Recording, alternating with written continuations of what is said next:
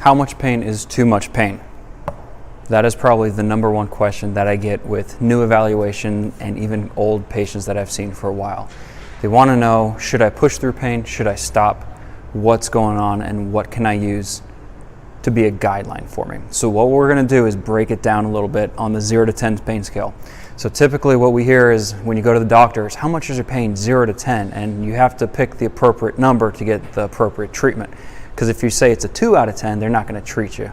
If you say it's a 10 out of 10, they're probably going to give you way too many drugs. So what we're going to use is, use that pain scale, change it up a little bit so it's actually useful for us when we're working out, when we're exercising, when we're completing our physio exercises.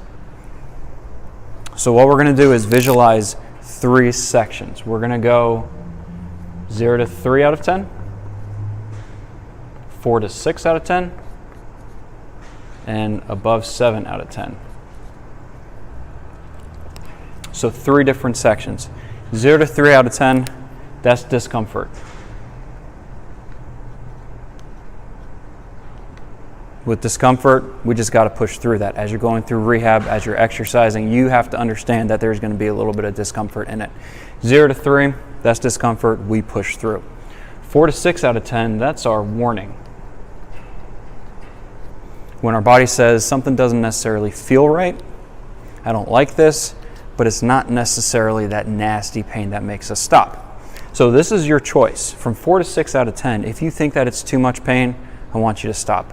If you think this isn't too bad, it's just a discomfort, it'll go away, go ahead and keep pushing through it. What I like to tell people in this range is that if you have any corrective exercises or accessory exercises that seem to work to decrease pain, do those exercises, see if we can drop down to this 0 to 3 level, and then push through it. So if you have back pain and some rotation stuff gives you a little bit of help when you're doing your deadlifts and you have that 5 out of 10 pain, go ahead and drop down, do your rotation exercises. Let's see if we can drop that pain number down. If not, again, that's your call. Above a 7 out of 10, I typically tell people to avoid that. Now, that doesn't mean that we're causing damage when we're that high. 7 out of 10 pain, that's just a number. It doesn't really mean that there's more damage or less damage. That just means that your body is giving you a warning light and it's saying, I don't like this. I'm going to give the pain signal because I really hope you're going to stop doing it. That's why we want to stop. Not because it's causing damage, but because it's giving these bad feedback messages to the brain where it says, let's compensate and try to move, try to change our position so that we can get out of pain, so we can decrease this abnormal threat. The problem is once we start compensating, we open ourselves up to a whole other group of injuries and problems. So in the beginning, avoid that. Obviously, if you're going to be doing a CrossFit competition, if you're going to be running a marathon or an ultra marathon, 7 out of 10 pain is pretty much expected. So we got to push through that. But on your everyday training, when you're recovering from an injury or pain, I would avoid that. So as a recap, 0 to 10 pain scale that's actually useful. 0 to 3 is discomfort. Push through it.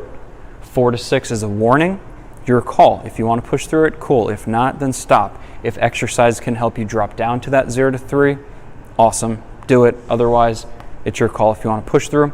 Above a 7 out of 10 is when we avoid, not because it's causing damage, but because it's giving bad signals and causing us to compensate.